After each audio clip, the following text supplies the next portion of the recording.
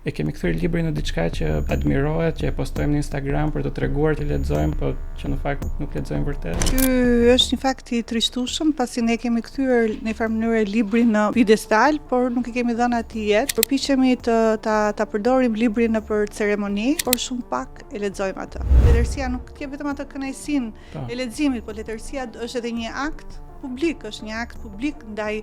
dukurive të ndryshme të shoqërisë dhe shpesh nervi i saj duhet të jetë një nerv kritik. Nëse një këmbë do mund të shkruante vetë një libër mbi marrëdhënien e tij me letërsinë dhe me librin, cilës gjinie letrare do i përkiste ky libër nëse do shkruaj nga Shqipëria, nga shqiptarët. Mendoj që do të ishte një roman i cili do të kishte pikërisht protagonist një personazh i cili përpiqet të kuptojë vetveten, teksa përpiqet të ndërtojë një identitet të ri në realitetin post-komunist. Shpesh mendoj që kjo vepër, pavarësisht që është vepra më e lexuar, ndonjëherë më duket që ka ende nevojë për tu lexuar dhe për tu kuptuar më mirë nga lexuesi shqiptar, i cili sidomos në këtë kohë ka shumë nevojë për këtë vepër. Këtij romani i mungojnë shumë pasazhe të tjera, të cilat unë nëse do isha autorja do t'ja vendosja me shumë dëshirë. A mendoni se ka diçka që ne si shoqëri refuzojmë ta kuptojmë në lidhje me Kadaren? Në këtë episod të Apostrof kam kënaqësinë të kem të ftuar drejtuesen e Qendrës Kombëtare të Librit dhe të Leximit, Alda Bardhyli. Alda, mirë se erdhe në Apostrof. Mirë se u gjeta. Para se të fillojmë, dua t'ju pyes nëse mund të më tregoni çfarë është Qendra Kombëtare e Librit dhe Leximit, cili është misioni i saj dhe çfarë synon të arrijë qoftë në lidhje me lexuesit, po edhe në lidhje me autorët. Qendra Kombëtare e Librit dhe Leximit është një institucion relativisht i ri. Ne kemi vetëm 4 vite jetë. Ne nisëm hapëm siparin e këtij institucioni të rëndësishëm, dua të them, për kulturën, mendimin, debatin publik shqiptar pikërisht në kohën e pandemisë. Por pavarësisht kësaj sfide, le të themi globale, kjo nuk na pengoi neve në ngritjen e një institucioni i cili do t'i shërbente pikërisht autorit shqiptar, botuesve shqiptar, përkthyesve shqiptar, por dhe do të krijonte një lloj klime të nevojshme të them debati, duke bërë librin, sidomos këto vitet e fundit, më të pranishëm në diskursin publik. Misioni jonë është i gjerë, qëllimi i qeverisë shqiptare, Ministrisë së Ekonomisë, Kulturës, Inovacionit, ka qenë që përmes këtij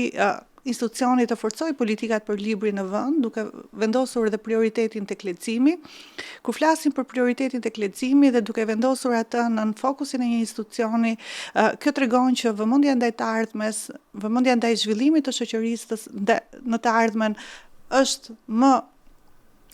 më e gjerë dhe më e thellë. Kemi bërë një punë, mendoj, të mirë këto vite,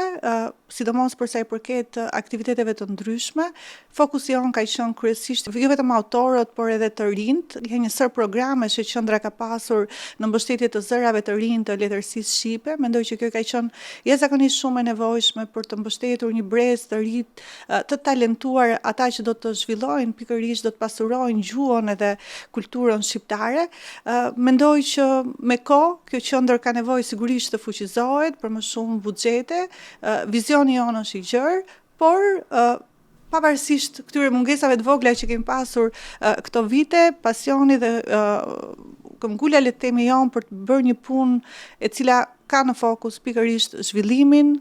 kulturën, leximin, ka qenë e padiskutueshme. Dua të pyes edhe për autorët e rinj, si mund të aplikojnë për mbështetje pranë qendrës së librit të leximit. Autorët e rinj kanë qenë pjesë e filozofisë sonë, le të themi, që me krijimin e Qendrës Kombëtare të Librit të Leximit ne jemi përpjekur jo vetëm përmes një programi të dedikuar që ne kemi për autorët e rinj, që është Fondi Krijimtarisë Letrare për të rinj, ku çdo vit ne mbështesim 3 autorë që të botojnë veprat e tyre të para, dhe përgjatë këtyre 4 viteve dua të them që janë rreth 15 vepra të autorëve të rinj që ne kemi mbështetur, dhe këta autorë të rinj që Qendra Kombëtare e Librit dhe Leximit ka mbështetur, janë autorë që kanë vjuar më pas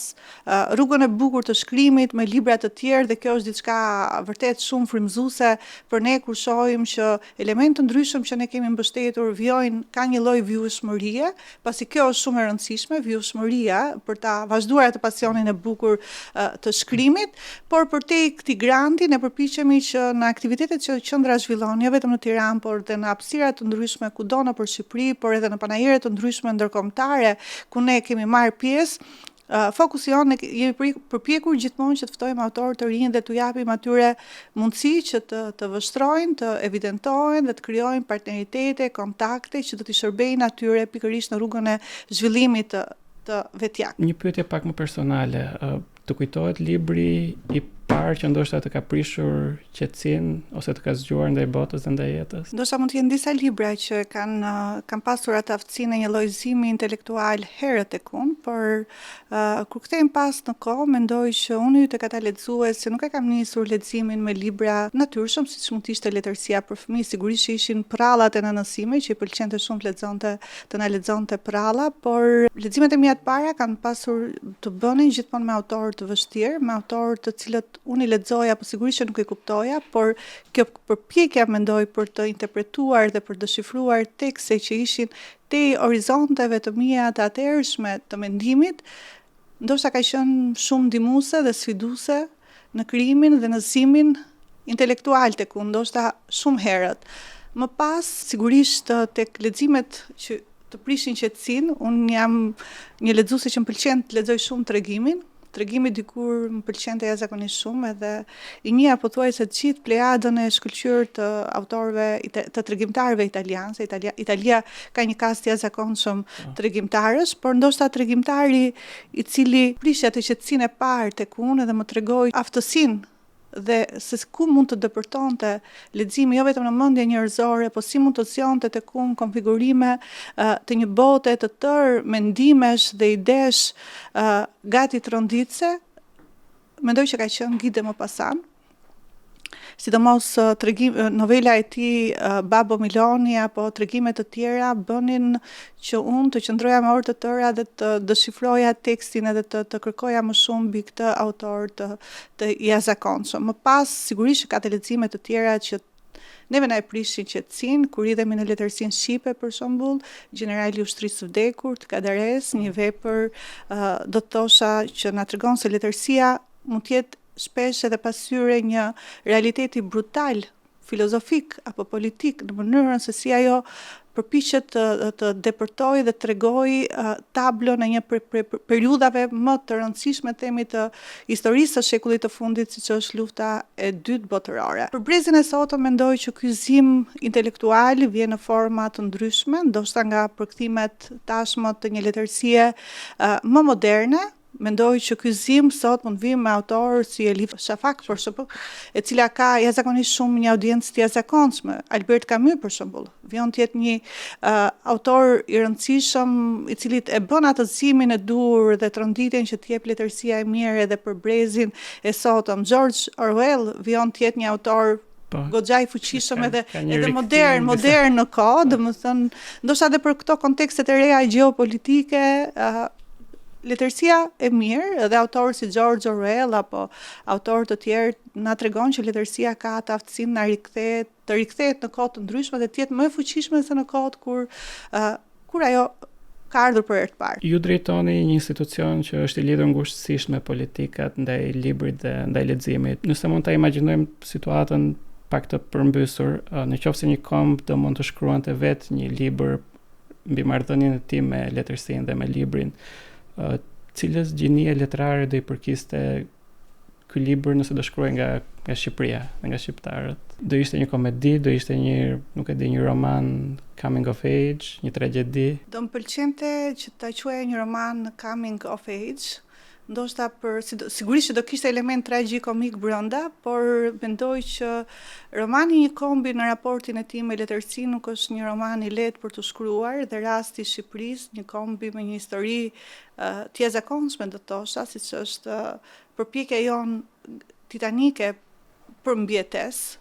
por dhe përpjekja jon për të ruajtur dhe për të përsosur në kohë gjuhën shqipe. Mendoj që do të ishte një roman i cili do të kishte pikërisht protagonist një personazh i cili përpiqet të kuptojë vetveten, duke ndërtuar, teksa përpiqet të ndërtojë një identitet të ri në realitetin post-komunist. Sigurisht që nuk do të ishte një roman i lehtë, por mendoj që në historinë e kombeve do të ishte ndoshta një roman vërtet shumë interesant dhe i bukur, pasi letërsisë shqipe dhe një romani të tillë, kur flitet për faqet e letërsisë për faqet e kombit shqiptar, i cili ka pasur histori të lavdishme, por edhe histori faqe jo të bukura siç është vuajtja gjatë komunizmit, sigurisht që këtij romani i mungojnë shumë pasazhe të tjera, të cilat unë, nëse do ishe autorja, do t'ja vendosja me shumë dëshirë për të krijuar ato kapitujt e një lloji lumturie dhe mungese apo një heshtje të gjatë që ta bënin më interesant në sytë e lexuesit. Dua të pyes edhe në lidhje me situatën e librit dhe të leximit në Shqipëri dhe në shoqërinë tonë, sepse her pas here narrativa që dominon në media, po dhe disa statistika që dalin janë që shqiptarët nuk lexojnë mjaftueshëm. Nuk mendoj që shqiptarët nuk lexojnë mjaftueshëm. Shpeshherë ka kontradita në sondazhet apo në referimet e ndryshme që ne marrim për sa i përket leximit, por unë dua të them, dua të analizoj këtë fakt të lidhur me punën e vazhdueshme që ne bëjmë në terren, nga kontaktet që ne kemi me botues, me librar, me përkthyes, me autor, por edhe nga sondazhet që ne bëjmë. Shqipëria sigurisht që ka pasur një rënje të konsiderueshme të leximit, sidomos pas viteve 90, dhe kjo ishte diçka e natyrshme, duke pasur parasysh gjithë zhvillimin e shoqërisë shqiptare, problemeve të ndryshme, politike, kulturore, sociologjike. Por, kohët e fundit, unë dua të vëre me që ka një lloj shtimi të interesit për leximin, sidomos tek brezi i ri. Këtë e shohim në punën tonë të përditshme dhe sigurisht që ky është një fakt shumë i bukur. Ne kemi pasur një traditë jashtëzakonshme për sa i përket leximit. Leximi ishte vetmja dritare, raporti që ne kishim me botën gjatë kohës së komunizmit, një dritare le të themi shumë e fuqishme, e cila ndihmoi le të themi shqiptarët në emancipimin e tyre kulturor, në një kohë kur shumë element të një bote të gjerë dhe të madhe ishin të munguar, leximi ishte ai i cili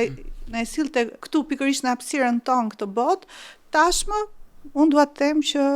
më pëlqen të them që ka të rinj shqiptarë që po i afrohen leximit dhe kjo është diçka shumë e bukur. Ndonjëherë më thënë nga biseda personale me moshatar ose me njerëz më të rinj moshë se unë, më duket sikur ka her pas here një lloj indiferentizmi ose një lloj distancimi pak nga libri dhe nga letërsia. Dhe dua të të pyes, mos ndoshta kjo vjen nga që kemi kthyer në një farë mënyrë librin në një lloj objekti muzeal, jo vetëm në Shqipëri, po dhe jashtë përgjithsisht ka një lloj distancimi. E kemi kthyer librin në diçka që admirohet, që e postojmë në Instagram për të treguar që lexojmë, po që në fakt nuk lexojmë vërtet. Në fakt, ky është një fakt i trishtueshëm, pasi ne kemi kthyer në një farë mënyrë librin në piedestal, por nuk i kemi dhënë atij jetë. Sigurisht që e përdorim librin dhe tashmë shumë si një dekor në rrjetet sociale. Përpiqemi ta përdorim librin nëpër ceremoni, por shumë pak e lexojmë atë. Dhe kjo nuk ndodh, kjo ndodh me të gjithë ne. Kjo ndodh me të gjithë ne dhe mendoj që kjo është një dukuri edhe e shoqërive të mëdha, nuk është një dukuri vetëm e shoqërisë shqiptare, është një dukuri e kohës sot, e një kohe ku teknologjia, inteligjenca artificiale, globalizmi e kanë vendosur librin dhe kulturën në tërësi përballë një sër presionesh, kështu që pyetja që bëjnë njerëzit që merren në tregun e botimeve, njerëzit që jetojnë me librin, njerëzit që shkruajnë librin, është që si mund ta kthejmë pikërisht këtë tablo në favor të librit, në favor të leximit. Unë do të them për shembull që në Shqipëri ka shumë autorë të mirë që shkruajnë letërsi, botojnë shumë libra të mirë, por shumë pak i njohim këto libra, shumë pak i kemi lexuar. Kështu që edhe me punën tonë përditshme që ne bëjmë me Qendrën Kombëtare të Librit dhe Leximit, jemi fokusuar pikërisht në njohjen e vlerave të mira që kultura shqiptare ka prodhuar këto vite, siç janë autorë të rinj të talentuar, autorë të cilët sjellin dhe kanë dalë jashtë skemave dhe kanë sjellë letërsi e cila është një letërsi globale, le të themi, një letërsi e cila mund të lexohet shumë mirë edhe në audiencë tuaj që nuk është një një audiencë shqiptare duke kaluar nga këto temat historike drejt një letërsie e cila i flet njeriut modern, i flet kohës. Kështu që mendoj që pyetja juaj është e drejtë. Libri sot më shumë komunikohet se lexohet dhe pikërisht kjo është sfida jonë, është sfida jo vetëm jona si institucione, po është sfide mendoj e të gjithëve, sidomos e familjes, e shoqërisë, se si ne mund të rikthehemi te disa vlera që janë vlera që përsosin botën njerëzore dhe mbajnë ato unitetin e dritës që duhet të jetë gjithmonë në shoqërinë njerëzore. A mendon që ka një lloj rreziku për autocensurë nga shkrimtarët kur aplikojnë për mbështetje në një institucion publik? Mund të ketë të dyja. Ndonjëherë mbështetja publike mund të jetë një lloj shpëtimi për shumë autorë, sidomos për autorët shqiptarë të cilët përballen me një sër sfidash, ata e kanë pamundur pjesa më e madhe e autorëve që t'i botojnë vetë tekstet e tyre, apo të gjejnë botuese mund t'i botojnë tekstet e tyre. Sigurisht që në këtë raste një mbështetje, një përkraje institucionale është diçka shumë e mirë për ta bërë këtë libër dhe këtë produkt letrar që të shkojë tek lexuesi, të shkojë në librari. Por nga ana tjetër, mbështetja publike mund të sjellë edhe një lloj ndrydhje, mund të sjellë një lloj censure, le të themi në thonjza të tekstit, duke bërë këtë vepër publike të humbi qëllimin e saj. Se qëllimi i letërsisë është që të jetë letërsia nuk të jep vetëm atë kënaqësinë e leximit, por letërsia është edhe një akt publik, është një akt publik ndaj dukurive të ndryshme të shoqërisë, shpesh nervi i saj duhet të jetë një nerv kritik. Një shkrim letrar është gjithmonë një pamflet ideor i cili në kohë nëse ne idhemi ka ndikuar në ndryshime të botës njerëzore, të mundësisë njerëzore. Kështu që në këtë kontekst shpesh tekstet e mbështetura nga institucionet mund të kenë atë mungesën e një zëri kritik, e një zëri ndoshta më objektiv që autori e bën në mënyrë të ndoshta dhe inkoshciente ajo ideja për ta shpëtuar tekstin apo për ta mbrojtur tekstin nga mbrojtja institucionale mund të sjellë atë zërin e pastër dhe zërin e bukur të një shoqërie dhe të shkrimtarit, autorit për cilin neve kemi shumë nevojë. Nëse marrim një shembull nga letërsia shqiptare, po themi, sa të vështirë ose sa të lehtë do ta kishte të gjente mbështetje një poet ose një autor si Migjeni, që ishte një kritik shumë i madh i realitetit shoqëror të kohës. Nëse ai do jetonte sot dhe do aplikonte për mbështetje në një institucion publik, a do arrinte ta merrte atë mbështetje, duke patur parasysh ashpërsinë e tij ndaj. Pyetja është e bukur, por sepse vetëm 2 ditë më parë ne kemi kaluar një vepër të Migjenit që kemi mbështetur në gjuhën spanjolle, dhe kjo është diçka shumë e mirë kur letërsia jone e traditës, letërsia e thellë shqipe, le të themi, shkon dhe komunikon me gjuhë dhe me kultura të mëdha siç është kultura spanjolle. Po le të kthehemi tashmë në pyetjen tuaj, unë mendoj që pavarësisht analizës që unë bëra, në rastin e Qendrës Kombëtare të Librit dhe Leximit, zërat kritik janë një vlerë e shtuar. Unë i shoh gjithmonë si një vlerë të shtuar dhe sigurisht që kjo nuk është një arsye që nuk është asnjëherë pengesë për t'i mbështetur. Kur ne vendosim që të mbështesim një vepër letrare apo një autor, kriteri vetëm është cilësia. Kështu që nëse Migjeni do të ishte tashmë dhe do të aplikonte në fondet tona, mendoj që ka autorë tjerë të rëndësishëm shqiptarë që ne kemi mbështetur dhe sigurisht që kur flasim për censurën dhe pa autocensurën, ndonjëherë ajo nuk është institucionale, por ndodh tek vetë autori, ndodh tek procesi i tij, është në mënyrë subkonsciente ndodh tek autori dhe mendoj që nuk ndodh tek institucionet. Të paktën për institucionin që unë drejtoj apo për mënyrën se si operohet tashmë në fushën e kulturës, censura është pothuajse e padukshme. Në fakt, përmendi një gjë interesante në lidhje me përkthimin e Migjenit në spanjisht. Jam kurioz, domethënë, si është pritur, duke ditur që Shqipëria si vend për shkak të numrit të vogël të popullsisë është një gjuhë jo shumë e njohur dhe një kulturë jo shumë e njohur jashtë. Letërsia shqipe, kultura shqiptare ka nevojë për një njohje më të gjerë, mendoj në botën e gjerë, në botën e madhe letrare. Sigurisht që ne letërsia shqipe është e njohur dhe hyn tek letërsitë e mëdha, le të themi, me veprat e Kadares, por mendoj që ka dhe shumë autorë të tjerë të rëndësishëm të traditës, për shembull Lazgush Poradeci, i cili ka nevojë të përkthehet edhe të jetë në gjuhë të mëdha, poezitë e jashtëzakonshme dhe të Poradecit mund të shkonin shumë mirë dhe mund të ishin në gjuhën angleze, për shembull që nuk kanë ardhur ende. Do ishte shumë bukur që ne ta kishim veprën e plot të Lasgush për Adeci të botuar nga një botues vërtet i rëndësishëm, sepse vepra mund botohet në një gjuhë tjetër, por ndonjëherë është e rëndësishme dhe botuesi kujdesi ndaj veprës në gjuhën ku ajo shkon. Migjeni në gjuhën spanjolle ishte një projekt i cili erdhi në Qendrën Kombëtare të Librit dhe Leximit dhe sigurisht që Komisioni i Përkatës i cili e shqyrtoi këtë projekt e quajti një vlerë të shtuar për të patur pikërisht në këtë gjuhë të madhe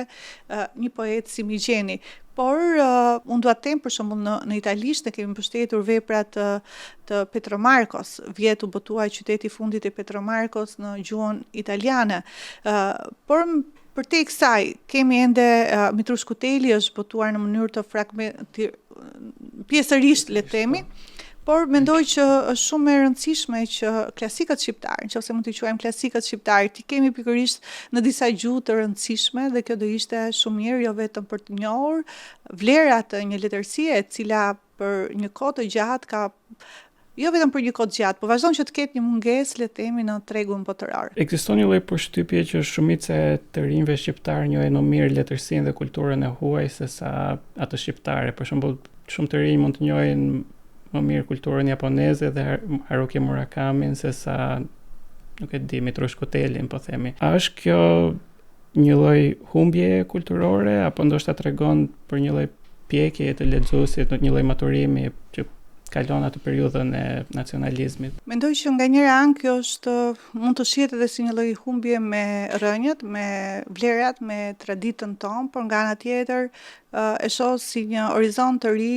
të një hapje kulturore që është shumë e rëndësishme sidomos për brezin e ri. Duke parë lexuesin shqiptar si pjesë të një bote dhe një tregu global të librit, më vjen shumë mirë që ky lexues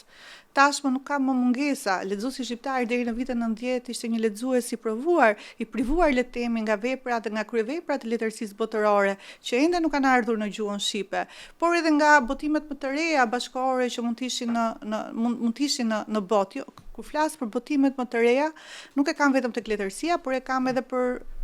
lexuesi duan të lexojnë në fushën historike, në fushën e studimeve, në vepra të ndryshme që mund të ishin të nevojshme për t'u njohur nga një lexues i caktuar. Kështu që në këtë kontekst unë e quaj një pasuri faktin që lexuesi shqiptar sot ka mundësi që të lexojë pothuajse në të njëjtën kohë si një lexues amerikan, një lexues francez apo italian, vepra të rëndësishme madhore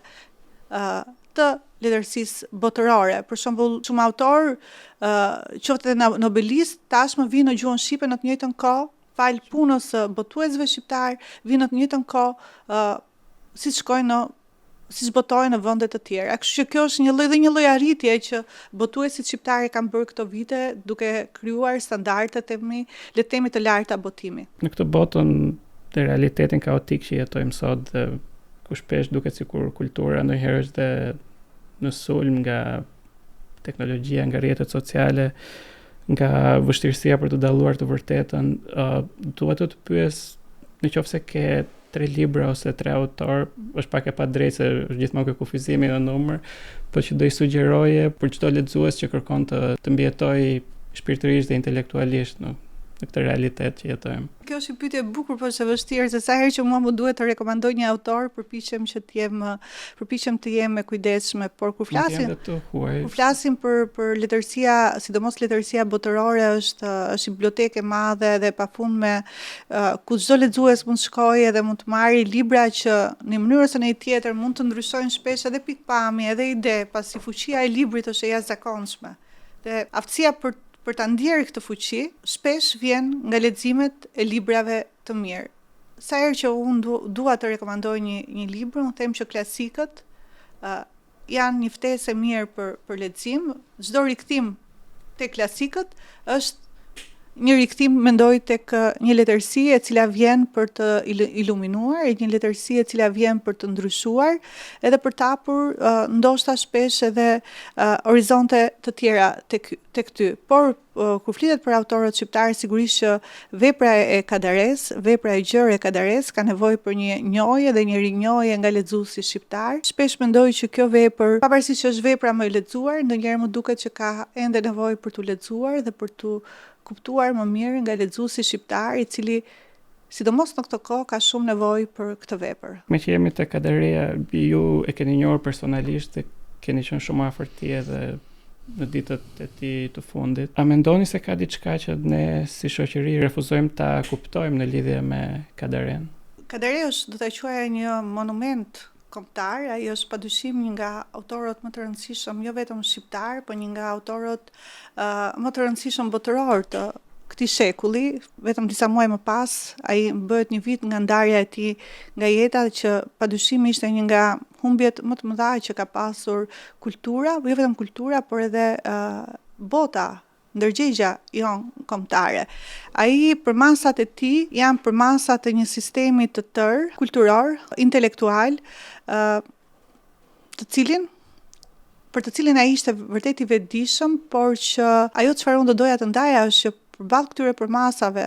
dhe përballë gjithë genialitetit të tij, ka pasur gjithmonë një lloj ndroje, sidomos nga kritika shqiptare, nga studimet shqiptare, por edhe nga politika, le të themi, shqiptare për t'ju afruar jo vetëm autorit, por edhe veprës. Mendoj që tashmë me ikjen e tij është një detyrë e intelektualëve shqiptarë, është detyrë e shkrimtarëve, autorëve, lexuesve që të njihen me këtë vepër, e cila mendoj që është një pamflet i jashtëzakonshëm dhe shumë i nevojshëm për Shqipërinë, jo vetëm për Shqipërinë e së sotmes, por edhe për Shqipërinë e së nesërmes. Vepra e Kadares mendoj që ka qenë që në krye të saj, që në botimet e tij të para, ai udhëzoi apo krijoi, orientoi një rrugë drejt një Shqipërie europiane ku ne përpiqemi të shkojmë sot. Dhe tashmë ku Shqipëria është shumë afër finishit të saj me Europën, është mirë që të idhemi në kohë dhe që të shohim që dhe të kuptojmë që rrënjët tona, historia jonë, nuk është një histori e cila tashmë po afrohet me Europën, është një histori e cila i ka pikërisht rrënjët në Europë, i ka rrënjët e saj herët në Europë, dhe kjo është pikasur dhe është orientuar herët që në veprën e një autorit madh i cili pati me guxim e vështroi pikërisht këtë qasje dhe këtë vlerë të shqiptarëve, duke e pasqyruar më pas në një vepër të gjerë, e cila është vepra e cila pasqyron më së miri gjitha vetit e jashtëzakonshme të këtij kombi të vogël, por të madh në mendësi dhe në shpirt. Alda, të falenderoj që ishe në apostrof. Faleminderit juve. Ky podcast mbështetet nga Abi Bank.